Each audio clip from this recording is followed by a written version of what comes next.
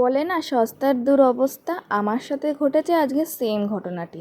চলুন ভিডিওটি পুরো দেখলে আপনারা বুঝতে পারবেন আমার সাথে কি ঘটনাটি ঘটেছে। এই ডিজাইনটা তো অর্ধেক আমি করে ফেলেছিলাম, তারপরে পুরোটাই আমাকে নষ্ট করতে হলো নিজের হাতে।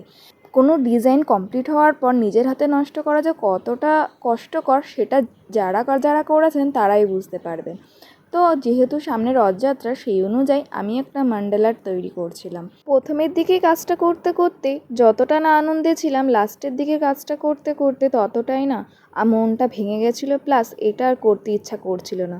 কিন্তু না করলে হবে না, ভগবানের নামে যখন শুরু করেছি তখন তো সেটাকে কমপ্লিট করতেই হবে। এই যে আবার নেমে পড়লাম, আসল কারণটা দেখতে পাচ্ছেন? এই মাটির যে ক্লেটা ছিল যত শুকিয়ে যাচ্ছে তত ফেটে যাচ্ছিলো, প্লাস ডিজাইনের থেকে কিন্তু নিচে নেমে যাচ্ছিলো, মানে আরও শুকিয়ে গেলে এটা পুরোটাই নষ্ট হবে।